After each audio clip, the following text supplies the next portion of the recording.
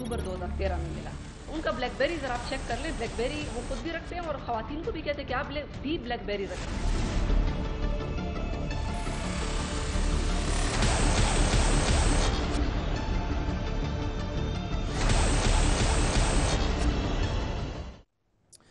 अस्सलामुअलैकुम, मैं हूं मुकर्रम कलीम और आप देख रहे हैं प्रोग्राम इंकशाफ। नाजरीन, इस वक्त जो पाकिस्तान में सियासी सूरत हाल चल रही है उसके हवाले से यही कहा जाएगा कि हर बाशऊर पाकिस्तानी का सर शर्म से झुक गया है।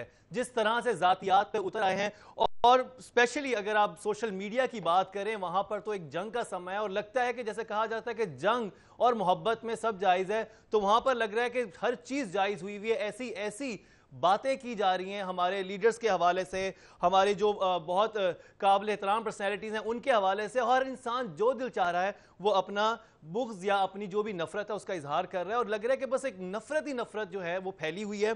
और ये सारा सिलसिला शुरू हुआ था आशा गुलेलई का जो मैसेज स्कैंडल है उसके बाद से, और वो आप 3-4 दिनों से बहुत सारी ये चीज़ें चल रही हैं कि भाई 2011 में उन्हें मैसेजेस किए गए, ब्लैकबेरी के थ्रू किए गए, और इमरान खान साहब जो हैं बाकी ख़वातीन को भी कहते हैं कि ब्लैकबेरी ही रखें। और फिर बात यह है कि क्या इनका जो मोबाइल था उस पर वो मैसेज ब्लैकबेरी के थ्रू हुआ है या नॉर्मल उनके साथ टेक्सटिंग हुई, उस हवाले से। और फिर क्या वो जाली मैसेज हो सकते हैं या नहीं हो सकते, वो हमने आपको पहले भी मुबशिर लुकमान साहब के शो खरा सच में भी आपको बताया था इस हवाले से कि उनके साथ क्या हो सकता है और क्या ये पता चलाया जा सकता है कि ये मैसेज जो हैं वो ठीक हैं या वो फेक हैं। क्या ये सब चीज़ें मुमकिन हैं, उन पर बात करेंगे आज। और एक बहुत इंपॉर्टेंट बात, क्या हैकर्स ने पाकिस्तान की सियासत में तहलका मचाया हुआ है और मैसेज असली हैं या जाली हैं, उनका तरीक़ाकार क्या है वो भी आपको बताएंगे। और क्या मुखालिफिन ने हैकर्स को हायर किया है कप्तान को बदनाम करने के लिए, इस हवाले से भी बात होगी। और इस वक्त जो पॉलिटिकल सिचुएशन पूरी दुनिया में भी बन रही है और पाकिस्तान में स्पेशली जो बनी हुई है उसमें हैकर्स का क्या किरदार है, और अगर ये मैसेजेस जो हैं ये किसी हैकिंग का सबब निकले हैं या किसी हैकर ने इनको किया है या फेक हैं, तो उसके बाद आयशा गुलेलई को किन इल्ज़ामात का सामना करना पड़ सकता है, उनके साथ क्या कुछ हो सकता है, और अगर वो सच्ची हैं तो फिर इमरान खान साहब के साथ क्या होगा, उससे बात करेंगे। इस वक्त सेट पर मेरे साथ मौजूद हैं हमारे बहुत ही काबिल एहतराम हमारे कुलीग, और मैं तो इनसे बहुत इंस्पायर हूँ, बहुत सीखा है मैंने इनसे। मेंटोर्स में से हमारे सईद काजी साहब यहाँ पर हैं। सर बहुत बहुत शुक्रिया, वेलकम टू द शो। और इसके अलावा मैं एक और हमारे साथ शख्सियत जिन्होंने हमारे साथ पहले भी शो किया था और जिन्होंने बहुत कुछ हमें जिनसे सीखने का मौका मिला, एथिकल हैकर हैं और दुनिया भर में उनकी पहचान है और पाकिस्तान का उन्होंने बहुत नाम रोशन किया है। और अगर कहा जाए कि ये जो टेक्निकल चीज़ें हैं मैसेजेस के हवाले से, व्हाट्सएप, ब्लैकबेरी, जो भी मीडियम यूज़ हो रहा है इंटरनेट के ऊपर या कोई भी हैकिंग हो रही है उस पर कोई एक्सपर्ट राय है पाकिस्तान में, तो सबसे बड़ा नाम जो है वो राफ़े बलोच का है। तो राफ़े बलोच इस वक्त दुबई से हमारे साथ हैं। बहुत बहुत शुक्रिया राफ़े हमें ज्वाइन करने के लिए। और आज जब हम शो में ये बात करेंगे तो हम पहले तो थोड़ा सा आपको बैकग्राउंड बता दें। राफ़े के पास मैं सबसे पहले जाता हूँ कि राफ़े ये कितना मुमकिन है कि ब्लैकबेरी के थ्रू आप किसी को मैसेज भेजते हैं, तो आपका क्या ख्याल है कि ये जो मैसेज भेजे गए थे ये उन्होंने ब्लैकबेरी पे ही रिसीव किए थे आयशा गुलेलई ने, या उनको आम एसएमएस जो हम अपनी जो हमारी मोबाइल कंपनी जो हमारे पास जो सर्विसेज फराहम करती हैं उसके थ्रू भेजा जाता है, उसके थ्रू गया था उनको मैसेज, या आपके ख्याल में ब्लैकबेरी के जरिए गया था? Thank you very much for inviting me to the show. तो सबसे पहली बात ये है कि ये जान लें कि ब्लैकबेरी का जो BBM है वो एक तरीके से बड़ी प्राइवेट सर्विस थी जो कि ब्लैकबेरी ने लॉन्च की थी। तो उस पर किया गया कोई भी मैसेज जो था वो ट्रेस नहीं होता था, लेकिन बहरहाल फिर ब्लैकबेरी ने लॉफुल इंटरसेप्शन जो है मुख्तलिफ कंट्रीज को दी और उसके बाद जो है ब्लैकबेरी को जो है बैन किया गया। तो बज़ाहिर उनके बयान से लगता है कि ये मैसेजेस जो हैं ये ब्लैकबेरी से नहीं किए गए। रिसीविंग एंड के ऊपर ब्लैकबेरी हो सकता है लेकिन BBM के मीडियम को इस्तेमाल नहीं किया गया, तो सादे जो GSM मैसेजेस थे। फिर चूंकि वो जो ईयर था वो 2013 था, जो 3G और 4G की सर्विसेज लॉन्च हुई है पाकिस्तान में 23 अप्रैल 2014 में समरा के ऑप्शन में जो है इसको लॉन्च किया गया। 2013 में न वाइबर न व्हाट्सएप कोई भी इस तरह की OTT services, over the top services कोई भी इस तरह की कॉमन नहीं थी। तो इस पॉसिबिलिटी को जो है वो रूल आउट नहीं किया जा सकता कि ये जो मैसेजेस हैं ये GSM के ऊपर जो है हुए हैं। और इन दैट केस कि अगर ये मैसेजेस GSM पे किए गए हैं तो PTA जो है वो हमें कंफर्मेशन इस चीज़ की दे सकती है। तो मुझे ये बताइएगा राफ़े कि अगर ये मैसेजेस अगर GSM के थ्रू हुए हैं और आप कह रहे हैं कि उसको 3G पाकिस्तान में इंट्रोड्यूस नहीं हुआ था, 2011 की इन्होंने बात बताई है, तो क्या पीटीआई ये डाटा जो है इतने अरसे अपने पास रखता है या नहीं? मेरी इंफॉर्मेशन के हिसाब से जो टेलीकॉम कंपनीज हैं वो डाटा जो है वो 6 महीने से ज्यादा जो है वो डाटा नहीं रखती, लेकिन कुछ केसेस के अंदर जो है वो डाटा को बेसिकली टेप बैकअप्स में रखती हैं, तो जिसमें साल 2 साल का डाटा भी जो है वो प्रिजर्व करती हैं। बहरहाल ये अब टेलीकॉम कंपनी बता सकती है, हर टेलीकॉम कंपनी की जो है कुछ पॉलिसीज होती है, लेकिन पीटीए उनको मैंडेट करता है कि कम अज कम जो है आप जो भी सब्सक्राइबर का डाटा जो है, बिलिंग इन्फॉर्मेशन होगी, आईपी एड्रेसेस होगी, वो सारी की सारी जो है आप कम अज कम 6 महीने तक तो रिटेन करें। अब इन केस के अगर वो 6 महीने तक फॉर इंस्टेंस पीटीए के पास डाटा नहीं है तो आसानी से ये चीज उनके मोबाइल की फोरेंसिक से ये बात साबित की जा सकती है कि क्या ये मैसेजेस किए गए नहीं किए गए। क्योंकि जिस तरह से मैंने प्रीवियस प्रोग्राम्स में डेमोस्ट्रेट किया, जिस तरह मुबशिर लुकमान साहब ने अपने प्रोग्राम में डेमोस्ट्रेट किया कि मैसेजेस जो हैं वो स्पूफ किए जा सकते हैं। मैंने सबसे पहले ये जो टेक्नोलॉजी, जो स्पूफिंग की टेक्नोलॉजी थी, आज से 9 साल पहले कॉलर आईडी स्पूफिंग और एसएमएस स्पूफिंग के ऊपर एक्सपेरिमेंट किया था, जिसमें आप किसी भी नंबर से किसी भी नंबर को मैसेज भेज सकते हैं और किसी भी कॉलर आईडी से आप किसी भी कॉलर आईडी को जो है वो कर सकते हैं। तो लेकिन जब तक कि फॉरेंसिक एविडेंस नहीं होगा, जब तक कि फॉरेंसिक रिपोर्ट्स अटैच नहीं होंगी, तब तक इस किस्म का कोई भी एविडेंस कोर्ट में एडमिसिबल नहीं है। दूसरी बात ये कि अगर कोई स्क्रीनशॉट भी है, अगर मैडम गुलाले साहिबा जो हैं वो अगर स्क्रीनशॉट्स भी प्रेजेंट करती हैं तो वो भी इटसेल्फ जो है वो कोर्ट में एडमिसिबल नहीं होगा, क्योंकि आपको पता है, मुझे भी पता है कि स्क्रीनशॉट्स जो है वो किस तरीके से भी एड ऑफ फोटोशॉप जो है वो फेक की जा सकती है। तो अंडर कोर्ट ऑफ लॉ न स्क्रीनशॉट्स न मैसेजेस एडमिसिबल है अनटिल एंड अनलेस किसी फॉरेंसिक एविडेंस नहीं आता।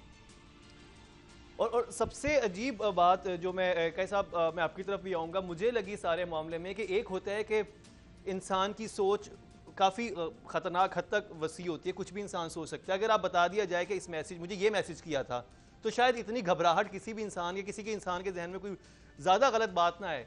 लेकिन जिस तरह से उन्होंने कहा कि बस कुछ कहा गया था, उसके बाद एक इबाहम पैदा कर दिया गया है और हर इंसान जो है अपने तरीके से इन मैसेज को सोच रहा है कि पता नहीं इमरान खान साहब ने आयशा गुलेरी को क्या मैसेज कर दिए होंगे। और फिर उसके बाद जो सबसे बुरी बात जो देखने में आई वो ये कि सोशल मीडिया पे उसके ऐसे जाली मैसेज बना बना के और अल्लाह जाने उनमें क्या कुछ लिख कर जो है उसको वायरल किया जा रहा है। तो सर इस चीज़ को आप किस तरह से देखते हैं? देखिए, मुझे नहीं पता वो जाली हैं या असली हैं या क्या है, मगर ये सारी जो चीज़ें ना एक जाली सियासत हो रही है इस मुल्क में। एक सियासत ऐसी हो रही है जो किसी बड़े मकसद से तही और खाली है और बड़ी एक गिरी हुई सियासत हो रही है। लिहाजा गिरी हुई सियासत जो है वो ढलती है फिर इस तरह के वाक़यात में, जिसमें हम देख रहे हैं। और अभी तो हम ये भी सुन रहे हैं कि ये तो अभी आगाज़ है, 2-3 और बड़े इस तरह के और शायद मुखालिफ जो पार्टी है वो या कोई और लोग जो हैं, जिस तरह मेरे साथ अहमद मीर साहब ने मुझे बताया था कि सरगोशियाँ जारी हैं, सोशल मीडिया में भी पता चल रहा है कि ऐसे और मैसेजेस भी आएंगे और दिखाए जाएंगे। और इसकी सबसे बड़ी वजह यह है कि कोई बड़ा मकसद किसी पार्टी के पास नहीं रह गया। इनकी पहली बात तो इनके ये देखें कि इन पार्टियों में किसी किस्म का कोई असल इख्तलाफ नहीं है। करप्शन के इशू पे ये कहते हैं आप करते हैं, आप नहीं करते, वो वरना जो इकोनॉमिक पॉलिसी है या कोई इशूज़ पे इख्तलाफ है नहीं। लिहाजा फिर लड़ना तो है, फिर लड़ने के लिए इस तरह की हमें बातें चाहिए होती हैं। अब मुझे नहीं पता, अब राफे ज़्यादा बेहतर बता सकते हैं कि ये क्या हैकिंग हुई है या ये जाली भी तौर पे भी डाले जा सकते हैं। एक स्टोरी मैंने देखी थी एक निजी टीवी पे जिसमें किसी ने की थी, और पता नहीं राफे बता पाएंगे कि क्या किसी के फ़ोन में मैसेज डाले जा सकते हैं। एक किस तरह की स्टोरी एक बड़े चैनल पर चल चुकी है। जी हमने ये इवन मुबशिर लुकमान साहब के शो में भी हमने ये किया था। और राफे एक दफ़ा हम दोबारा से रिपीट कर दें तो क्या ये मुमकिन है, ताकि आप खुद भी बता दें। मैंने तो उनके शो में बताया था और बहुत सारे लोग ऐसे होंगे जिन्होंने हमारा वो वाला शो नहीं देखा होगा, तो उनके लिए मैं कहना चाहता हूं, क्या ये मुमकिन है कि किसी के मोबाइल में आप मैसेज भेज दें उसके मोबाइल से और उसको इंसान को पता ही ना हो? क्या हैकर्स ये कर सकते हैं?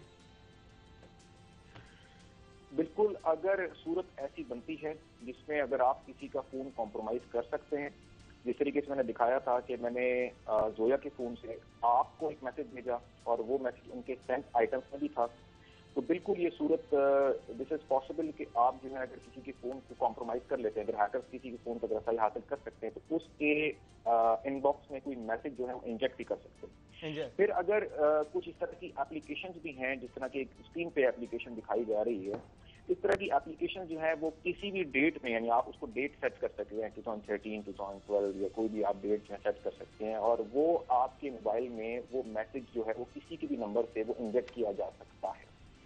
लेकिन जब इसकी फॉरेंसिक एविडेंस आएगा, जब इसका फॉरेंसिक एनालिसिस होगा, तो विद इन कोई 5 to 10 मिनट दूध का दूध और पानी का पानी हो जाएगा कि क्या ये मैसेजेस जो हैं क्योंकि एक चीज तो ये है इधर मैं जो ऑडियंस है हमारी देखने को बताता चलूं कि एक तो चीज़ ये है कि आप अपने मोबाइल से आप उसको भेज दिया और अपने मोबाइल को जो हमने एसएमएस के तरीके के एप्लीकेशन के थ्रू एक ऐप भी है जिसको आप इंस्टॉल कर लें तो उसके जरिए भी हो सकता है। और हैकिंग में तो ये होता है कि आपने पूरा मोबाइल हैक कर लिया, अब उसके बाद आप उस इंसान का बीबीएम यूज़ कर लें, उसका व्हाट्सएप यूज़ कर लें, उसका फेसबुक यूज़ कर लें, क्योंकि अगर हैकर आपके मोबाइल के अंदर पहुंच गया है फिर तो वो उसको उतना ही इस्तेमाल कर सकते हैं जितना आप खुद कर सकते हैं। तो फिर क्रेडिबिलिटी राफे क्या रह जाती है इसकी, और उसका कैसे पता चले कि अगर सपोज 2011 में अगर इमरान खान का मोबाइल कोई हैक करके, इमरान खान को पता भी ना, क्योंकि जैसे हमने जोया का मोबाइल जब हैक किया था, जोया को नहीं पता था कि उसका मोबाइल हैक हो चुका है। किसी बड़ी आप पर्सनैलिटी का मोबाइल हैक कर लेते हैं, उसके अंदर वो जब चाहे एक्सेस हासिल कर सकता है हैकर, और फिर उसके थ्रू जब चाहे मैसेजेस, चाहे व्हाट्सएप के हों, बीबीएम के हों, ये भेजे जा सकते हैं। ये पॉसिबिलिटी है, तो फिर इसके बाद ऑथेंटिसिटी क्या रह जाती है इन चीज़ों की? देखिए, सबसे पहले तो एक ये उसूल याद करना है कि whatever you see on the screen is not real, ठीक है। और जो आपके मोबाइल में कोई भी चीज इलेक्ट्रॉनिकली अगर ट्रांसमिट की जाती है और इलेक्ट्रॉनिकली एक्सचेंज की जा सकती है, कि उसकी कोई लेजिटिमेसी नहीं है under court of law until and unless के कोई उसका फॉरेंसिक एविडेंस हो। और जब फॉरेंसिक एविडेंस होगा कि उसके सामने खुद ब खुद ये चीज आ जाएगी कि क्या ये मैसेजेस स्पूफ किए गए हैं, क्या ये फोन जो है वो हैक किया गया है। लेकिन अब प्रॉब्लम ये है कि लोग जो है जिस तरीके से नए फोन मार्केट में आ रहे हैं, नई फीचर्स आ रही हैं, हर साल जो है सैमसंग और एप्पल जो है अपना नया फोन लॉन्च कर रहा है, तो there is a huge possibility कि लोग अपना टाइम टू टाइम जो है वो अपना फोन जो है वो चेंज कर रहे होते हैं। तो इस चीज की क्या गारंटी है कि मिस गुलाले ने 2013 से लेकर अब तक वो फोन जो है वो चेंज किया है या नहीं किया, या वो मैच कुछ स्क्रीनशॉट्स के ऊपर रिलाई कर रही हैं। अगर वो सिर्फ स्क्रीनशॉट के ऊपर रिलाई कर रही हैं तो it will not be admissible in the court of law जब तक कि वो ओरिजिनल डिवाइस प्रोड्यूस नहीं कर सकें कि भाई इस डिवाइस से जो है मैसेजेस रिसीव हों। यानी हाँ, आप ये कह रहे हैं कि उन्होंने उसको स्क्रीनशॉट ले ली, तो स्क्रीनशॉट तो बनाए जा सकते हैं, वो तो किसी का भी मैसेज भेज के अपनी तस्वीर बना ले, वो एज एविडेंस यूज नहीं हो सकते। किए जा सकते हैं, एसएमएस स्पूफ किए जा सकते हैं, कॉल रिकॉर्ड्स भी ऐड किए जा सकते हैं, ये सारे काम इलेक्ट्रॉनिकली किए जा सकते हैं। लेकिन अंडर कोर्ट ऑफ लॉ इसकी वैल्यू तभी बनती है जब इसका फॉरेंसिक एनालिसिस होता है। ये पूरी दुनिया में ये रूल है। चले, अच्छा, ये जो सारा मामला है व्यूअर्स में बताता चलूं कि इसके हवाले से एक बहुत ज़बरदस्त प्रपोजल भी आज राफे बलोच देने वाले हैं, ताकि दूध का दूध पानी का पानी हो सके, झूठ सच का फैसला हो सके, और पता चल सके कि सारे मामले में आशा गुलालई सच बोल रही हैं या इमरान खान बोल रही है। इनके पास एक बहुत ज़बरदस्त प्रपोजल है, वो भी आपको बताएंगे, और मुबशिर लुकमान साहब भी हमें ज्वाइन करेंगे। लेकिन राफे, एक सवाल जो मेरे जहन में बार बार आ रहा है वो ये कि दो पॉसिबिलिटीज़ हो गई। आपने एक हमें मोबाइल पूरा हैक करके दिखाया था, ठीक है, और एक हो गया आप एक एप्लीकेशन के जरिए मैसेज किसी को भेज दें। एप्लीकेशन आपने इंस्टॉल की जिसके जरिए आप किसी का भी मैसेज किसी के भी नंबर से किसी को भी भेज सकते हैं। ये दो डिफरेंट चीजें होगी। अगर सपोज किसी बड़ी पर्सनैलिटी का मोबाइल हैक हो जाता है और उसको पता भी नहीं होता, तो क्या फ्रांसिक में ये बात निकल के आ सकती है कि इस अरसे में इस इंसान का मोबाइल हैक हुआ था, या उसके अलावा कोई और भी ऐसा शख्स मौजूद था जो उसको इस्तेमाल कर रहा है? तो क्या ये मुमकिन है, फ्रांसिक में ये बात आ सकती है, आ सकती है कि नहीं? इस चीज की बिल्कुल पॉसिबिलिटी है, लेकिन अगर फॉर इंस्टेंस 2013 में कोई इंसिडेंट हुआ था और उसके बाद मैंने वो फोन बेच दिया या उन्होंने वो फोन उस फोन को सेल कर दिया, तो उसके बाद जो है लाजिमी बात, जब वो हैंडसेट होगा ही नहीं तो फिर फॉरेंसिक किस चीज की जाएगी? तो उस केस में ना पीटीए को वैलिडिटी दे सकती, क्योंकि पीटीए भी जो है वो से में तो यानी आप ये कह रहे हैं कि एक फोन जो 2011 के बाद, अब तो हमारे यहाँ जो स्पेशली जो हमारे लीडर हमेशा बड़े खाते पीते घरों के होते हैं, उनका तो ये ट्रेंड होता है कि हर साल अपना नया मोबाइल लेना है, चीज़ें चेंज करनी है, तो वो तो फिर 2011 का मोबाइल अभी तक शायद संभाल के उन्हें रखा हुआ हो, अगर उनको इतनी नॉलेज होती कि किस तरह से डाटा रिकवर हो सकते हैं, चीज़ें हो सकती हैं। उस राफे आपसे बात करूँगा। सर, मैं आपकी तरफ ये सवाल करना चाहता हूँ कि आखिर 4 साल का उन्होंने अरसा ले लिया, उसमें ये बताया कि ये एक बड़ी स्मार्ट मूव मुझे एक तरह से लगती है। राफे का भी ये कहना था कि अगर पीटीए 6 महीने बाद, जब जो हमारी जो ये टेलीकॉम कंपनीज हैं जितनी पाकिस्तान में काम कर रही है, 1-2 साल से ज़्यादा का बैकअप नहीं रखती, तो अगर अब ये बैकअप मांगा जाता है और इसमें कहा जाता है कि भाई आप बताएं कि ऐसा हुआ था, क्या इस नंबर से इस नंबर को इस वक्त में वाकई मैसेज भेजा गया था, ये बाद में प्लांट किए गए, लेकिन वो डाटा तो रिमूव हो चुका है सारा। यही तो राफी कह रहे हैं, तो इसलिए तो इसका तो नतीजा ही नहीं निकलेगा। ये अलग अपनी जगह पे सवालात हैं। देखें ना, हम बटे हुए हैं, बड़े सोशल मीडिया पे सब कुछ हो रहा है, नीचे तो डेड है, बिल्कुल खामोशी है समाज में, मगर सोशल मीडिया जो है वो उसमें तहरुक बड़ा नजर आता है। अब सिविल सोसाइटी कहती है जी बहुत बड़ा जुल्म हो गया, ओहो। अब सिविल सोसाइटी भी तही है, उनके पास भी बड़ा थीम कोई नहीं रह गया, वॉक करने के अलावा, मोमबत्तियां जलाने के अलावा, और 2 नंबर जो सारे एजेंडे हैं मगरब के, वो उस हवाले से जो माशी एजेंडे वो। तो अब इसको कैसे इसका दूध का दूध और पानी का पानी करें। बहरहाल ये अब यही लोग हैं, राफिज जैसे लोग हैं, जिनको अगर बना लिया जाए और ये खत्म किया जाए। बड़े थोड़े इशू हैं जहाँ पे, और सियासत में यही इशू रह गया है। यहाँ 80% लोग गंदा पानी पीते हैं और मरते हैं, हर 2 सेकंड बाद बच्चा मर जाता है, 5 सेकंड बाद, मगर हम इसी पे लगे हुए हैं। बहरहाल ये है। हाँ सही, आपने बिल्कुल सही बात की।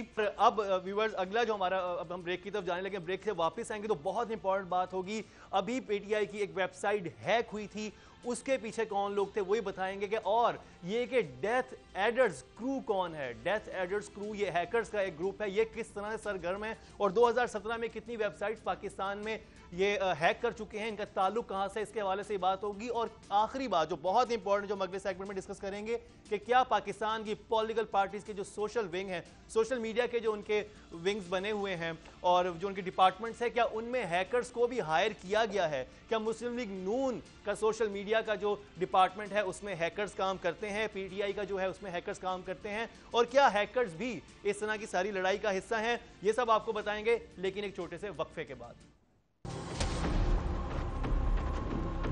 क्लब अपार्टमेंट्स इस्लामाबाद मरी एक्सप्रेसवे पर कुदरती हुस्न के बीच लग्जरी। तजुर्बा भी, सोच विचार भी, जहां लाजिम हो वहां तकरार भी। अहम कौमी मसाइल पर होती है बहस डीएनए में। पेश होती हैं बड़ी खबरें और उनके अंदर की खबर। होती है गहरी सोच विचार, होता है फिर गहरा तज्जिया। यूं बनता है एक programme, debate, news, analysis, DNA.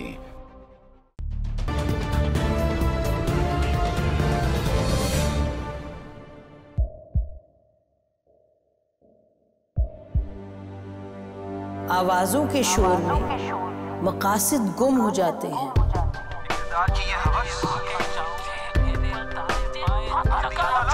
तकरार की तलखी में बात बनती नहीं, बिगड़ती है। लेकिन हम तलखी से नहीं, मुकालमे से बात बढ़ाएंगे। हम हर अहम खबर की तह तक पहुंचेंगे, लेकिन सबूत की रोशनी। हम हर बात करेंगे, लेकिन हकायक के साथ और दलाइल के साथ। नसीम जहरा 8 में देखिए प्रोग्राम नसीम ज़हरा @8 जुमे से इतवार रात 8:03 पे सिर्फ 24 न्यूज़ HD पर।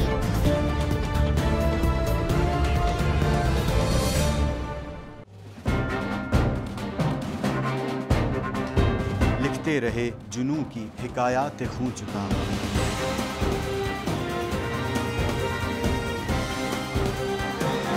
कलम और स्क्रीन तक का तवील तजुर्बा, एक भरपूर सहाफती तारीख के साथ प्रोग्राम मुजाहिद लाइव। देखिए प्रोग्राम मुजाहिद लाइव पीर से जुमेरात शाम 7:03 पे सिर्फ 24 न्यूज़ HD पर। पैनामा लीक्स में अभी तक $55 बिलियन पाकिस्तानियों का आइडेंटिफाई हुआ है। हमारे मुल्क की औरतें जो हैं वो टॉर्च लाइटों में अपने बच्चे जनने पे मजबूर हो गई। क्या अभी ये गारंटी है कि आगे ऐसा वहीं पे नहीं होगा या कहीं और पे नहीं होगा? सच्ची बात है कि मेरे पास बाप की किसी बात पे दुआ नहीं। जहांगीर तरीन की सियासत खतरे में पड़ गई थी जब उनको ये बताया गया कि उन्होंने कर्जे माफ करवाए हैं। हमारे यहाँ का अदालती निज़ाम अगर सौलत मिर्जा को फांसी देता है, उस आदमी को क्यों छोड़ देता है जो सौलत मिर्जा बनाने वाला? क्या कोई भी करप्ट सियासतदान जो है उसकी चोरी जो है उसको पकड़ने से जमहूरियत खतरे में पड़ती है, इंसाफ खतरे में पड़ता है।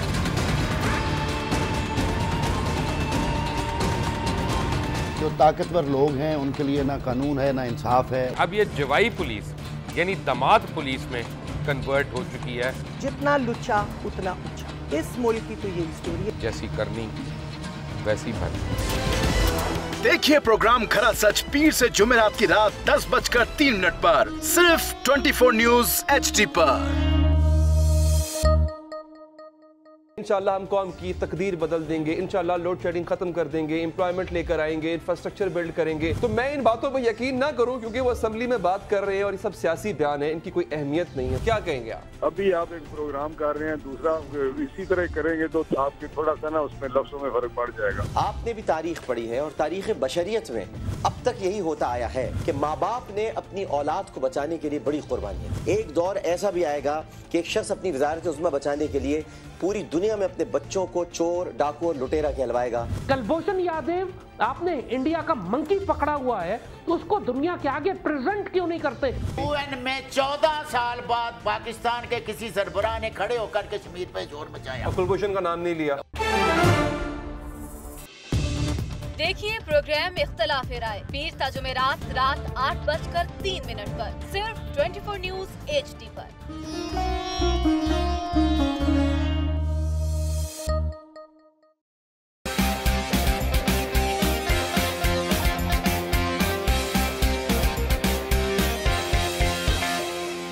लंदन, पेरिस, US में मालो महल बना ले, स्विस बैंक के खातों में अपना माल छुपा ले। सड़कों पर लाकर जीता तो मेरा नाम शबाज शरीफ नहीं। वेरी को गिरा दो। हमेशा हुकूमत के रिंग पे स्टैंड बैठ गए हुए हैं।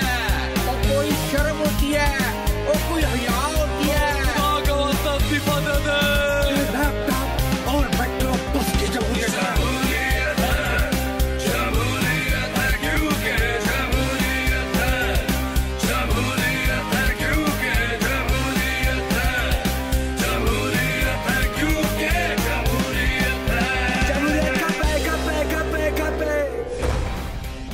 देखिए क्योंकि जमहूरियत है हर जुमे की रात 11:03 पे सिर्फ 24 न्यूज HD पर।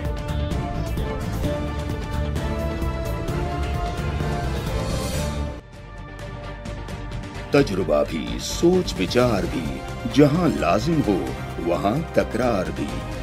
अहम कौमी मसाइल पर होती है बहस DNA में। पेश होती हैं बड़ी खबरें और उनके अंदर की खबर। होती है गहरी सोच विचार, होता है फिर गहरा तज्जिया। यूं बनता है एक programme debate news analysis DNA।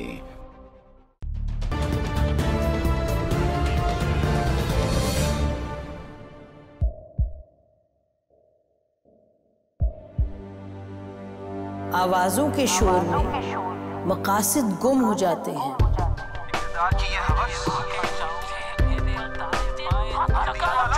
तकरार की तलखी में बात बनती नहीं, बिगड़ती है।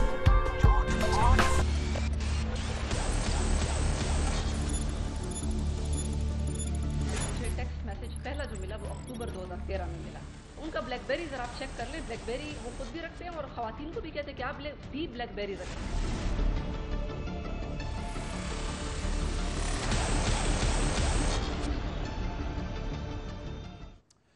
Welcome back. एक दफ़ा फिर आपको इंकशाफ में खुशामदीद कह रहे हैं और हमारे साथ ethical hacker Rafay Baloch Dubai से मौजूद हैं। पाकिस्तान के सबसे बेहतरीन हैकर इनको कहा जाता है और दुनिया भर में इनका नाम है। उसके अलावा सईद काई साहब सेट पर मेरे साथ मौजूद हैं और बात इस वक्त हमारी हो रही है कि आखिर ये मैसेजेस जाली हैं, सही हैं, ठीक हैं और इनका क्या कंक्लूजन होगा। राफे किस तरह से इसके बारे में बता सकते हैं, ये सच्चे हैं झूठे हैं, वो भी आपको प्रोग्राम के आखिर में चल के बताएंगे। लेकिन आपको सबसे पहले ये बताना है कि आखिर ये हैकर्स हैं क्या और इन्होंने इस वक्त दुनिया में कैसे तहलका मचाया हुआ है। इस वक्त कोई अगर ये क्लेम कर रहा है कि उसने नवाज शरीफ को उतारने में बड़ा अहम किरदार किया या उनको नाअहल करार देने में उनका बहुत रोल है, तो इसमें सबसे बड़ा रोल जो है वो हैकर्स का ही है। क्योंकि अगर पानामा लीक्स हैक ना होती, अगर वो सारी इंफॉर्मेशन एक हैकर हैक ना करता तो मामला कभी भी यहाँ तक ना पहुँचता। विकीलीक्स वाला मामला हुआ उस और फिर आप ये बता दूं कि पानामा लीक्स की वजह से दुनिया की पूरी पॉलिटिक्स जो है वो चेंज होगी। 88 ममालिक में जो है इस वक्त इस हवाले से इन्वेस्टिगेशन चल रही हैं, उनके जो लीडर्स हैं उनके लिए, उनके हुक्मरान जो है उनके हवाले से बहुत सारे वज़ीर आज़म मुस्ताफ़ी हुए हैं इसकी वजह से, और ये एक हैकर का काम था। विकीलीक्स हुई, उसमें बहुत सारी बातें, और स्पेशली वो अभी काई साहब से मैं सवाल करूंगा कि वो किस तरह से उसे दुनिया का पूरा नक्शा बदल के रख दिया। और फिर ये जो स्नोडेन जो थे, जिन्होंने जो उधर CIA के लिए काम करते थे, उन्होंने जब उधर की CIA की इंफॉर्मेशन हैक की तो उधर सब पता चला है किस तरह से किस की जासूसी जो है किस तरह से की जा रही है, किस तरह से मोबाइल के जरिए आपको देखा जा रहा है, किस तरह से स्मार्ट TV के जरिए आपकी जासूसी की जा रही है, जो भी चीज़ें इंटरनेट से कनेक्ट होती है उस पर कैसे उन्होंने नजर रखी हुई है और किस तरह से आपकी इंफॉर्मेशन को इस्तेमाल किया जा रहा है। ये सब चीज़ें जो सामने आई हैकर ही लेकर आए। तो इस वक्त दुनिया में अगर कोई तहलका मचा रहे हैं तो वो हैकर्स ही हैं। और एक पाकिस्तान में भी एक ऐसा एक ग्रुप आ चुका है जिसका नाम है डेथ एडर्स क्रू। ये कौन है, इन पर बात करेंगे, लेकिन सबसे पहले कैसा मैं आपकी तरफ आता हूँ। मुझे बताइएगा कि आखिर ये जब पानामा लीक्स हुई और ये हैकिंग का इतना बड़ा सिलसिला शुरू हुआ और इतना सब कुछ हुआ, तो आप क्या देखते हैं इनकी इस वक्त पॉलिटिकल जो सिचुएशन है उसमें कितनी अहमियत हो गई है हैकर्स की? बहुत बड़ी तब्दीली आई है, और ख़ास तौर पर अगर हम विकीलीक्स से शुरू कर लें तो अगर देखें अभी तक वो विकीलीक्स का जो फाउंडर है, मेरे ख्याल में जो आखिरी खबर देखी थी वो एक्वाडोर की एम्बेसी में वहाँ महसूर है, निकल नहीं सकता। और असल में हुआ क्या है, इसमें दो बातें हुई हैं। एक तो इंटरनेशनली ये पता चला कि जो कहानी हमें सुनाई जाती है आम मीडिया के जरिए वो और होती है, असल वारदात कोई और होती है। आपने अगर अफगानिस्तान में फौज भेजनी है तो आपका असल मकसद कोई और है, बताओ आप कुछ और हैं। तो हैकर्स ने क्या किया, वो जो गैप था इन्फॉर्मेशन का उसको उन्होंने फिल कर दिया और आवाम तक वो इन्फॉर्मेशन पहुंचा दी। यही वजह है कि आज जो है वो स्नोडन जो है वो उधर मैसूर है, रूस में पॉलिटिकल असाइलम लेके बैठा हुआ है। वो नेशनल डिफेंस एजेंसी का उनका कंट्रैक्टर या मुलाजिम था और उधर जो है वो बैठा हुआ है। और यहाँ देख लें, हमें विकीलीक्स, हमें पनामा लीक्स के जरिए पता चला। अभी तो नवाज शरीफ साहब की फैमिली का सिलसिला सामने आया। अभी तो 15-16 आपको पता है ना, 4 फ्लैटों की बात हो रही थी, आज 15 प्रॉपर्टीज की खबर छप गई है बाय इंटरनेशनल अखबारों में। तो एक बहुत बड़ी तब्दीली आई है इसके जरिए से। और इसके जरिए से यह भी पता चला है कि जो रूलिंग क्लासेज हैं और जो एलीट और इशराफिया है वो किस तरह से वारदात करती है और किस तरह से जो ब्यूरोक्रेसी है वो उनको प्रोटेक्ट करती है फॉल्स इंफॉर्मेशन के जरिए। तो हैकर्स ने खैर जराइम भी किए हैं, आप अभी खुद ही नवीन बता रहे हैं एथिकल और अनएथिकल, मगर उनका ये जो बड़ा काम था उन्होंने बहरहाल दुनिया को बदला। और विकीलीक्स से तो पाकिस्तान में बहुत से सियासतदान नंगे हुए। अभी निकलवा के देखे कौन कौन, जो अमेरिका की सफीर थी, भला सा नाम था उनका, जो अब चली गई है, वो उनसे जाके कौन तरले करता था इक्तदार के लिए, ये बातें भी सामने आई। तो इन्होंने एक बहुत बड़ा पर्दा चाक किया है और यही सोशल मीडिया की आज ताकत बन के सामने आया। मुकरम बिल्कुल। और मैं राफे आपसे ये बात पूछना चाहता हूं कि अभी रिसेंटली जो है PTI की जो है वेबसाइट हैक की गई और उसके पीछे नाम लिया गया डेथ एडर्स क्रू का। ये एक ग्रुप है डेथ एडर्स क्रू, ये कौन है और इनका क्या मकसद था और ये कब से अपनी कार्रवाइयां कर रहे हैं और ये पाकिस्तान में क्यों सरगर्म हुए हैं इस वक्त हैकिंग के हवाले से? देखिए, ये ग्रुप जो है ये डेथ एड्रेस क्रू 2017 में इन्होंने अपनी हैकिंग का आगाज किया है। उससे पहले हो सकता है ये किसी और हैंडल के थ्रू ऑपरेट कर रहे हो, लेकिन ये डेथ एड्रेस क्रू के नाम से जो है ये 2017 से ही ऑपरेट कर रहे हैं। और 2017 जनवरी से लेकर अब तक इन्होंने कोई करीब 2000 से ज्यादा वेबसाइट जो है 2000 वेबसाइट से हैक कर चुके हैं जी। मुख्तलिफ कंट्रीज की, इंडिया की मुख्तलिफ कंट्रीज की 2000 से ज्यादा वेबसाइट जो हैं ये लोग ये जो पूरा ग्रुप है मजमूई तौर पे हैक कर चुका है। जो मेरे सोर्सेज बताते हैं वो ये बताते हैं कि ये टीनेजर्स कुछ हैं, लड़के हैं, और ये जो हैं बेसिकली बड़े टाइम से जो है ना ये हैकिंग वगैरह जो है ये लोग कर रहे हैं। अच्छा, टीनेजर्स, ये स्टूडेंट्स हैं, यानी लड़के यंगस्टर्स हैं जो ये हैकिंग के पीछे। अच्छा, मुझे अब ये बताइएगा कि इनका ताल्लुक कहाँ से है? ये तो नहीं कहा जा सकता कि इनका ताल्लुक कहाँ से है, किस पॉलिटिकल पार्टी की उससे कर रहे हैं, लेकिन इस चीज की पॉसिबिलिटी हम रूल आउट नहीं कर सकते कि हैकिंग को जो है वो पॉलिटिकल पर्पसेस के लिए भी इस्तेमाल किया गया है। फॉर इंस्टेंस जो ये हिलरी क्लिंटन का 2016 में जो विकीलीक्स में जो ईमेल की सारी लीक हुई थी DMC सर्वर से, हिलरी क्लिंटन का अपना प्राइवेट ईमेल सर्वर हैक हुआ था और उसके बाद विकीलीक्स में 20,000 से ज्यादा ईमेल जो है डेमोक्रेट पार्टी की और उसकी जो लीक हुई थी, इसमें एक बड़ा हिलरी क्लिंटन की इलेक्शन कैंपेन पे बड़ा इफेक्ट किया था। तो अच्छा, फिर 2008 का एक और इंसिडेंट है जिसमें जब जॉर्जिया और रशिया जो है जब वो कॉन्फ्लिक्ट पे थे, क्योंकि जॉर्जिया जो है एक्स सोवियत स्टेट है, तो इसकी पार्लियामेंट की वेबसाइट को हैक किया था रशियन हैकर्स ने, और उस पे जो उस वक्त का सिटिंग प्रेसिडेंट था जॉर्जिया का, उसकी तस्वीर एडोल्फ हिटलर के साथ लगा दी थी, लोगों को एक परसेप्शन मैनिपुलेट करने के लिए, एक प्रोपेगेंडा करने के लिए। और अभी राफे ये इधर ये जो एयरपोर्ट पे जो था ब्रिटिश एयरवेज का जो था वो सारा हैक कर लिया गया था सिस्टम, अभी रिसेंटली इंग्लैंड में वाकया हुआ है। और सर क्या यही हैकर्स है जिन्होंने नईमुल हक साहब का ट्विटर तो कहीं हैक नहीं कर लिया था? उसके बाद जो कुछ देखने को मिला हमें ट्विटर पे, मैं तो ये कहूँगा कि हमारे जो फितरत के हैकर्स हैं उन्होंने हमारे सियासतदानों में से ना लगता है अखलाकियात हैक कर ली है, वो अब उनमें नहीं रहे और नजरियात नहीं रहे, सोच नहीं रही, बड़ी तब्दीली की नहीं रही। अब सारे जो हैं आलमी मालियाती इदारों के मुलाजम बन के यहाँ सियासत करते हैं, हमारे बजट वो बनाते हैं। तो ये अब मैंने कहा ना कि जब आपके ज़िंदगी में मकसद बड़ा हो आप बड़े बन जाते हैं, मकसद छोटा हो आप छोटे हो। छोटे मकसद की छोटी सियासत की छोटी लड़ाइयाँ हैं, हम देखते रहेंगे जब तक मंजर पे कोई बड़ी तहरीक जो है फूटती नहीं है, वरना ये चलता रहेगा। मगर हैकर्स का रोल तो तब भी रहेगा, अब भी रहेगा और तब भी रहेगा और तब तक रहेगा जब तक ये झूठ बोलने का सिलसिला आवाम से बंद नहीं होता और ये हुक्मरानों और रूलर्स के दरमियान ये फर्क नहीं रहता। बिल्कुल सही आपने बात की कि ये अब सिलसिला बदलेगा, सच्चाई तो अब सामने आएगी अगर मेन स्ट्रीम मीडिया लेकर नहीं आ रहा। क्योंकि अब मैं खुद पार्ट ऑफ मीडिया हूं, लेकिन मुझे भी अफसोस होता है बहुत सारी ऐसी चीजें देख के, ऐसी बहुत सारी बातों को खबर बनाकर उस पर इतना खेला जाता है जिसके पीछे ना कोई सच्चाई होती है ना कोई चीज होती है, और सबूत के साथ कोई बंदा बात ही नहीं करना चाहता यहाँ पे, स्पेशली मीडिया पे। तो फिर हैकर सामने आते हैं और हैकर जो है सारी इंफॉर्मेशन लेकर आते हैं और ये जो एक इबाम में डाल दिया जाता है ना आवाम को कि शायद ये है वो है। तो हमने तो कोशिश की है कि हम सच्ची बात करें, सबके सामने करें और जो टू द पॉइंट बात है वो लिखें। और आज के शो में हम यही बताएंगे किस तरह से इस सच और झूठ का आयशा गुल अलई ने क्या वाकई मैसेज भेजे हैं इमरान खान को या नहीं, ये राफे उसको किस तरह से सॉर्ट आउट कर सकते हैं, किस तरह से कर सकते हैं वो भी बताऊंगा। लेकिन मैं पहले राफे आपसे ये सवाल करना चाहता हूं कि क्या ये जो आपने कहा कि हैकर्स हैं, मेरी अपनी जो इतलात हैं, ये जो है डेथ एडर्स क्रू जो ये हैकर्स का ग्रुप है, ये लड़के जो हैं इनमें से कुछ का ताल्लुक लाहौर से भी है। अब उनका ताल्लुक लाहौर से है और वो पाकिस्तानी वेबसाइट्स भी हैक कर रहे हैं, बाहर के हैक कर रहे हैं, उसके हवाले से ही बात करेंगे। लेकिन मुझे ये बताएं कि क्या हैकर्स को हायर किया जा सकता है? क्योंकि आप सारे आपस में सब कनेक्ट ही होते हैं जो हैकर्स होते हैं और इनकी एक अलग ही डार्क वेब पे अपनी एक बड़ी अच्छी इनकी नेटवर्किंग होती है आपस में। तो आपको क्या लगता है कि ऐसे कोई जैसे फ्रीलांस भी हैकर्स काम कर रहे हो, आप उनको पैसे दें जी हमें ये कर दें, तो इस तरह से भी ये काम करते हैं, या ये इंडिविजुअल एक्ट होता है हर किसी का कि चलो जी मैं बहुत बड़ा फन्ने खान हूं, मैं कुछ भी कर सकता हूं, चलो मैं आपको वो वेबसाइट हैक करके दिखाता हूं? किस तरह का ये सिस्टम चल रहा होता है हैकर्स का?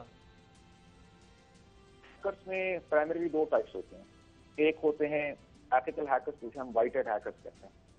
ये वो लोग होते हैं जो कि इजाजत के साथ हैक करते हैं। यानी फॉर इंस्टेंस अगर आपकी चैनल 24 न्यूज की वेबसाइट है या आपका ईमेल अकाउंट है, अगर आप चाहते हैं कि आप अपने ईमेल अकाउंट की सिक्योरिटी को असेस करना चाहते हैं, तो we find out vulnerabilities and weaknesses in your systems, in your emails before the bad guys do.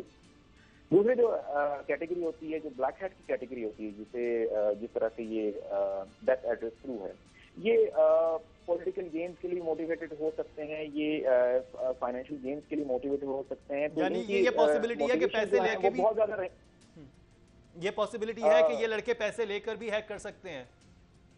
बिल्कुल ऐसा होता रहा है, क्योंकि हमने देखा है कि मुख्तलिफ इंटेलिजेंस एजेंसीज जो हैं दुनिया भर में जो है, और पॉलिटिकल पार्टीज भी जो है वो हैकर्स को जो वो हायर करती हैं, वो अपने प्रोपेगेंडा करने के लिए, लोगों को ओपिनियन को करने के लिए और अपने पॉलिटिकल अपोनेंट का जो है बेसिकली मोटिव जानने के लिए। तो अब अभी ऑब्वियसली हम पता है, हम लोग सारे जो भी कम्युनिकेशन हो रही होती है, इसमें हिलरी क्लिंटन जो है वो अपने प्राइवेट ईमेल सर्वर के ऊपर clintonemails.com के ऊपर वो कम्युनिकेट वगैरह कर रही थी। तो ऑब्वियसली जो सारी की सारी कम्युनिकेशन है वो डिजिटल कम्युनिकेशन है और वो कम्युनिकेशन जीरोज एंड वंस है। तो जाहिर सी बात है कि हैकर्स जो हैं वो बहुत बड़ा रोल प्ले कर रहे हैं, बहुत बड़ा रोल प्ले कर रहे हैं। सॉरी, और एक बहुत इंपॉर्टेंट बात जो मैं राफे आपसे कहना चाहता हूं, आप किस तरह से आयशा गुल अलई के मैसेजेस का सच और झूठ सामने ला सकते हैं? आपके पास क्या एक्सपर्टीज हैं ताकि हम इस प्लेटफॉर्म के जरिए अगर हम ये कहना चाहें कि हम ये आपको सर्विस मुहैया करते हैं, तो क्या ये मुमकिन है?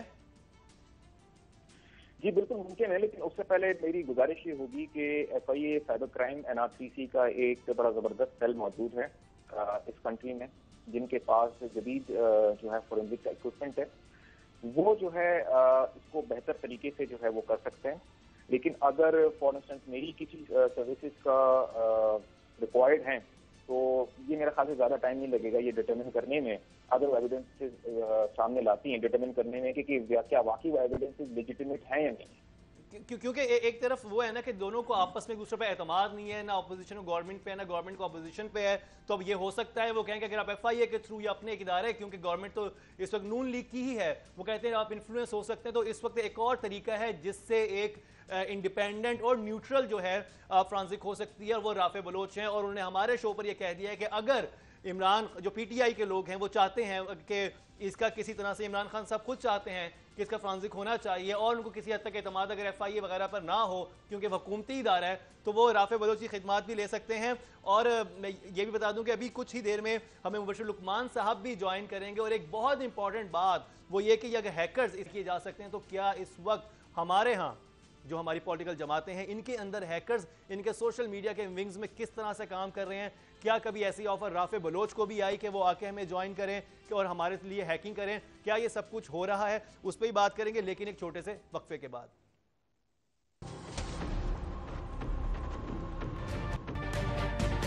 तजुर्बा भी, सोच विचार भी, जहां लाजिम हो वहां तकरार भी। अहम कौमी मसाइल पर होती है बहस DNA में। पेश होती हैं बड़ी खबरें और उनके अंदर की खबर। होती है गहरी सोच विचार, होता है फिर गहरा तज्जिया। यूं बनता है एक programme debate news analysis DNA।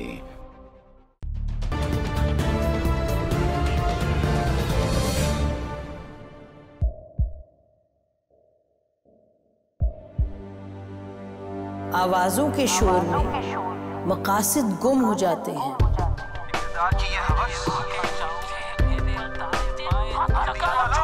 तकरार की तलखी में बात बनती नहीं, बिगड़ती है। लेकिन हम तलखी से नहीं, मुकालमे से बात बढ़ाएंगे।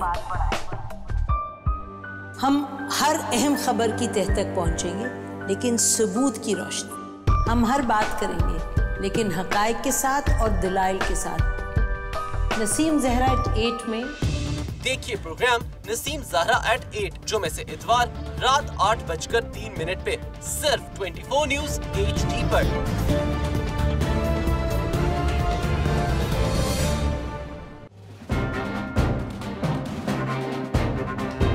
लिखते रहे जुनून की हिकायात खून चुका।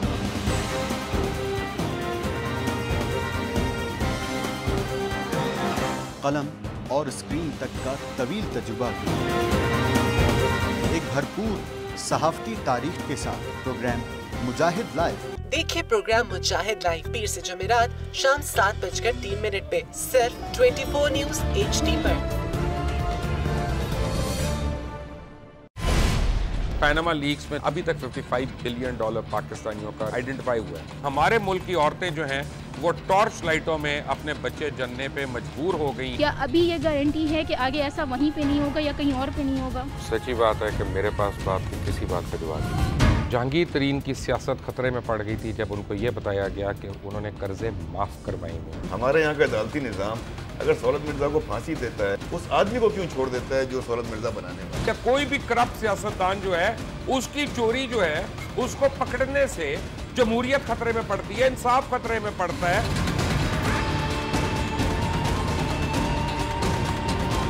जो ताकतवर लोग हैं उनके लिए ना कानून है ना इंसाफ है। अब ये जवाई पुलिस यानी दामाद पुलिस में कन्वर्ट हो चुकी है। जितना लुच्चा उतना ऊंचा। इस मुल्क की तो यही स्टोरी है। जैसी करनी वैसी भरनी। देखिए प्रोग्राम खरा सच पीर से जुमेरात की रात 10:03 पर सिर्फ 24 न्यूज HD पर।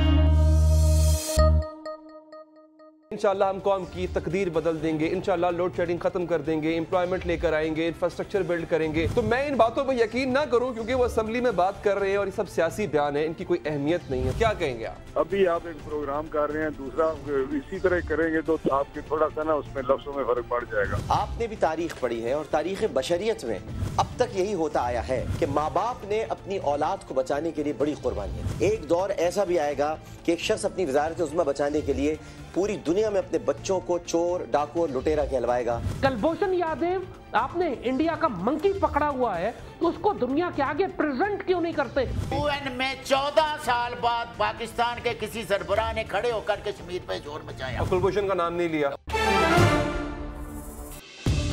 देखिए प्रोग्राम इख्तलाफ राय पीर ता जुमेरात रात 8:03 पर सिर्फ 24 न्यूज HD पर।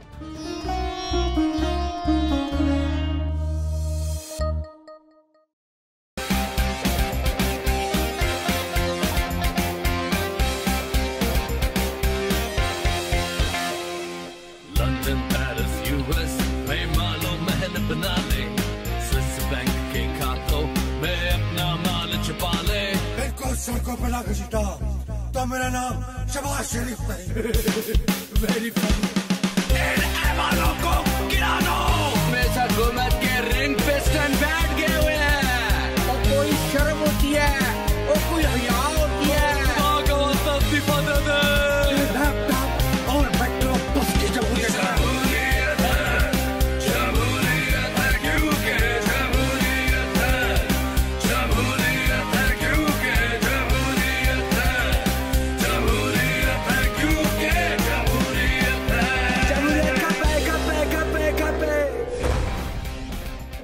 क्योंकि जमहूरियत है हर जुमे की रात 11:03 पे सिर्फ 24 न्यूज HD पर।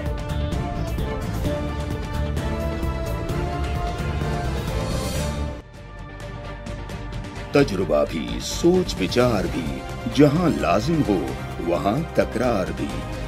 अहम कौमी मसाइल पर होती है बहस DNA में।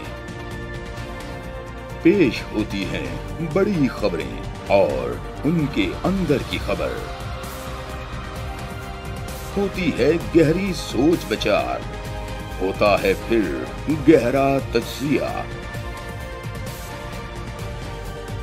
यूं बनता है एक programme debate news analysis DNA।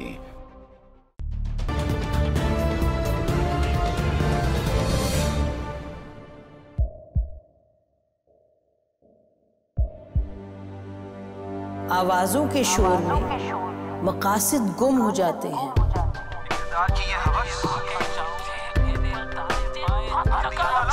तकरार की तलखी में बात बनती नहीं, बिगड़ती है। लेकिन हम तलखी से नहीं, मुकालमे से बात बढ़ाएंगे। हम हर अहम खबर की तह तक पहुंचेंगे, लेकिन सबूत की रोशनी। हम हर बात करेंगे, लेकिन हकायक के साथ और दलाइल के साथ। नसीम ज़हरा @8 में देखिए प्रोग्राम नसीम ज़हरा @8 जुमे से इतवार रात 8:03 पे सिर्फ 24 न्यूज HD पर।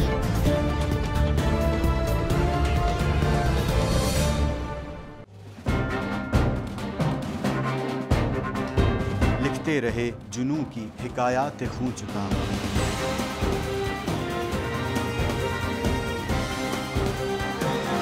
कलम और स्क्रीन तक का तवील तजुर्बा भी। एक भरपूर सहाफती तारीख के साथ प्रोग्राम मुजाहिद लाइव। देखिए प्रोग्राम मुजाहिद लाइव। पहला जो मिला वो अक्टूबर 2013 में मिला। उनका ब्लैकबेरी जरा आप चेक कर ले, ब्लैकबेरी वो खुद भी रखते हैं और खवातीन को भी कहते हैं कि आप भी ब्लैकबेरी रखें। Welcome back. एक दफ़ा फिर आपको खुशामदीद कह रहे हैं इस वक्त यहाँ पर, और बहुत इंपॉर्टेंट बात हो रही है। आज राफे बलोच हमारे साथ मौजूद हैं, सईद कैस हमारे साथ मौजूद हैं। हैकिंग के हवाले से बात हो रही है, और अभी हमें ज्वाइन किया है हमारे बहुत ही सीनियर एंकर और जिसे कहते हैं कि सच्चाई तक पहुँचने का जिनको इनको फ़न आता है, किसी को भी नहीं आता, मुबश्शिर लुकमान साहब हमें ज्वाइन किया है इनको। Sir welcome to the show sir. Thank you very much ji, thank you Mukarram. और राफे वैसा मैं आपको बताता चलूं कि अभी लास्ट ब्रेक में राफे ने कहा है कि अगर जो ये हमारे इमरान खान साहब हैं या PTI है या वहाँ पर आयशा गुलेलई हैं, उनको अगर एतमाद ना हो ये जो फ्रांसिक होने वाली है या जो भी ये सारा इसको चेक किया जाएगा FIA का जो साइबर क्राइम सेल है उसके थ्रू, तो वो ये, क्योंकि अगर पीटीआई को ये खदशा हो सकता है कि उस पर गवर्नमेंट इन्फ्लुएंस हो सकती है, तो उन्होंने अपनी वॉलंटियरली अपनी खिदमात पेश की हैं कि मैं इसका दूध का दूध पानी का पानी करके दिखा सकता हूं कि आया ये मैसेजेस सच्चे हैं या ये जाली हैं। और दूसरी बात यह कि सर, अगर आयशा गुलेलई झूठी निकलती हैं सारे मामले में, तो आप क्या देखते हैं उनका मुस्तकबिल, सियासी मुस्तकबिल क्या होगा? और अगर इमरान खान जो हैं वो मुलव्विस निकलते हैं और आयशा सच्ची निकलती हैं, तो उनका सियासी मुस्तकबिल क्या होगा? बात यह है जी मुकरम साहब कि आयशा गुलेलाई जो है वो डेफिनेट झूठ बोल रही है और उसकी कई वजूहात हैं, और वो उनकी मुख्तलिफ स्टेटमेंट्स हैं जो उन्होंने डिफरेंट शोज में दी। काशिफ अब्बासी साहब के शो में उन्होंने डिफरेंट दी, हमारे शो में डिफरेंट दी, उन्होंने जावेद चौधरी के शो में डिफरेंट दी। आई मीन जितनी उन्होंने बातें की है ना, उनका तजाद है आपस में। और सच्ची बात यह है कि कोई जी शऊर इंसान, कोई बाशऊर इज्जतदार खातून जो हैं, वो इस तरह के मैसेजेस अगर उनको आ रहे हों और वो बार बार जो है वो जा रही हों वहाँ पे, ना कभी जिक्र करें ना कभी बात करें, और एक दिन पहले तक जा रही हों, 4 साल जा रही हों, तो please I do not by that. दूसरी बात आपको मैं एक बात बताऊं, किसी को मेरी बात अच्छी लगे या बुरी लगे, मैं आपको बिल्कुल मैं ऑनेस्ट ओपिनियन दे रहा हूं कि इमरान खान को लड़कियों को मैसेज करने की जरूरत नहीं है। उसको खुदा ना खास्ता उस टाइप का इशू कोई नहीं है, ये पूरी दुनिया जानती है, ये मैं नहीं कह रहा। और वो भी उनमें से जो उसकी पार्टी के लोग हों। अच्छा, दूसरा उसके जो जुमले रोमन वगैरह में लिखे हुए, इमरान रोमन लिख ही नहीं सकता, मैं चैलेंज कर रहा हूँ। ना वो रोमन पढ़ते हैं ना लिखते हैं। और सबसे बड़ी बात आपको बताता हूँ कि मेरी राफे से खुद बड़ी डिटेल बात हुई है 2 दिन पहले। हमने कोई बहुत लंबी बात की है और इन्होंने मुझे बता रहे थे, एजुकेट कर रहे थे कंप्यूटर्स के बारे में, हैकिंग के बारे में, सॉफ्टवेयर के बारे में। और जब इन्होंने मुझे कुछ हिंट्स दिए तो मैंने ऑनलाइन जाके बहुत सॉफ्टवेयर को मैंने चेक किया कि जो फ्री ऑफ चार्ज भी अवेलेबल है गूगल के ऊपर। अगर आप जाते हैं, वो मैसेजिंग के लिए भी हैं, फोन हैकिंग के लिए भी हैं, कंप्यूटर हैकिंग के लिए भी हैं, डिफरेंट किस्म के मैसेजेस हो रहे हैं। जहां तक आयशा गुलेलाई का ताल्लुक है, तो उनकी सियासत का तो हमें पता है, वो 4 पार्टियां तो अभी तक बदल चुकी हैं, 5 ही बदल लेंगी, वो भी रिजर्व सीट पे है। वो कौन सा कोई हल्के की सियासत कर रही है कि 3 लाख लोगों को तो जवाब दे है नहीं वो। तो उनको अगर रिजर्व सीट चाहिए तो वो तो उनको मिल सकती है, तो कोई इशू नहीं है। जहां तक इमरान खान का ताल्लुक है, तो इमरान खान की जो सियासत है ना जी, वो इन बातों से कोई हर्ट नहीं होने वाली है। ना उसको इन बातों से फर्क पड़, ना उनके सपोर्टर्स को इस बात का कोई फर्क पड़ता है।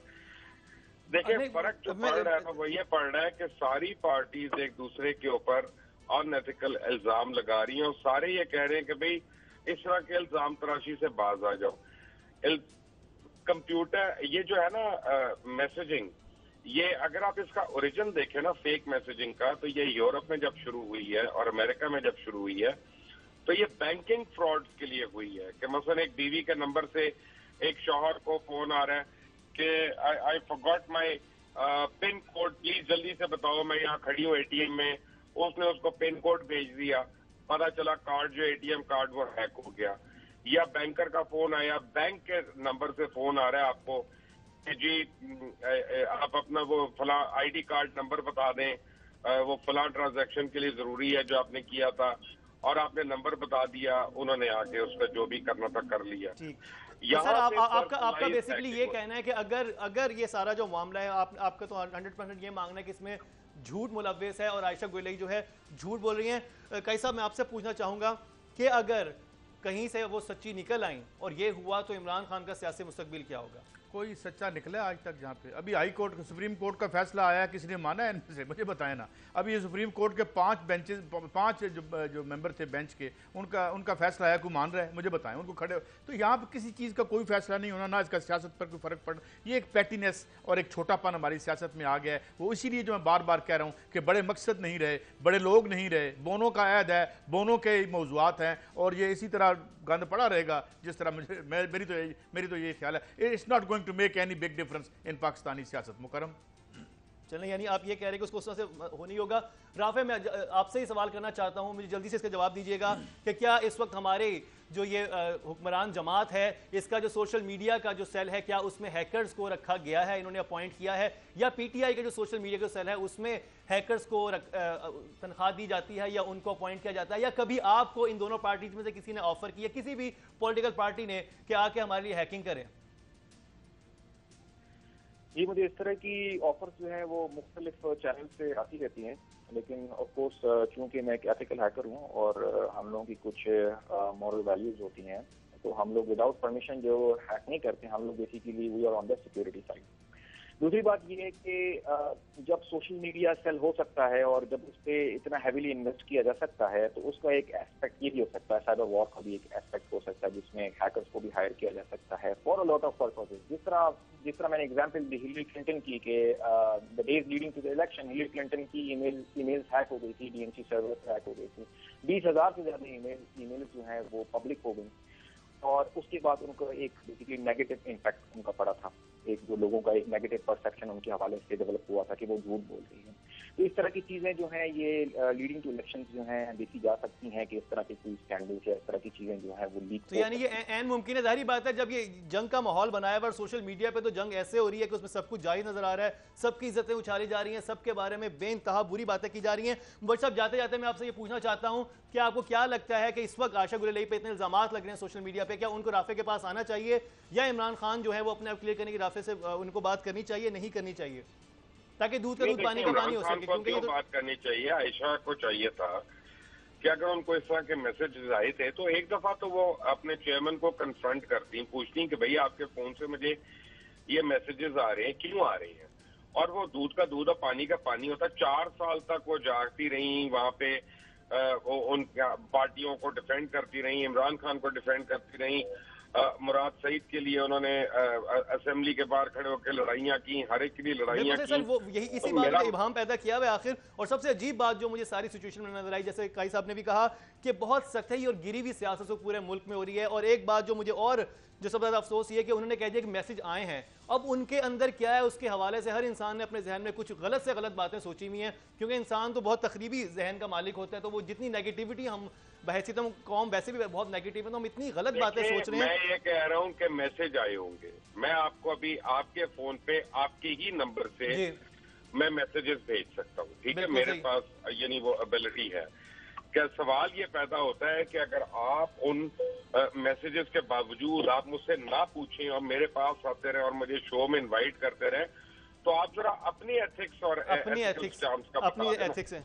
बिल्कुल ठीक सर, बहुत बहुत शुक्रिया मुबशिर साहब हमें के लिए। सईद काई साहब आपका बहुत शुक्रिया, आप आपने वक्त निकाला। और राफे बलोच, आपकी एक्सपर्टीज़ हमारे सामने है और हमें उम्मीद है कि ये जो सब पूरी पाकिस्तान में जो ये सिचुएशन बनी हुई है, आपने उसमें बड़ा अच्छा एक अपना ऑप्शन दिया कि किसी को इसमें मसला है तो आपसे रब्ता कर सकता है और आप इसका बिल्कुल सच्चाई सामने ला सकते हैं। और इसके साथ ही हमें यह है कि ये जो हमें थोड़ा सा अपने आप के किरदार को अपने एटलीस्ट बुलंद करना पड़ेगा। और हमारे पॉलिटिशियंस जो हैं वो पूरे सारी आवाम के लिए एक मशले राह की तरह होते हैं, अगर लीडर ऐसे निकलेंगे कि वो इस तरह से इज्जतें उछालने पर लग जाएं तो फिर बाकी रह के जाता है। इसी के साथ टीम इंकशाफ और मुकरम कलीम को दीजिए इजाजत। और मेरी ये दुआ है कि हमारा जो सारा सिस्टम है वो ऐसे हैकर से महफूज रहे जो हमें नुकसान पहुंचा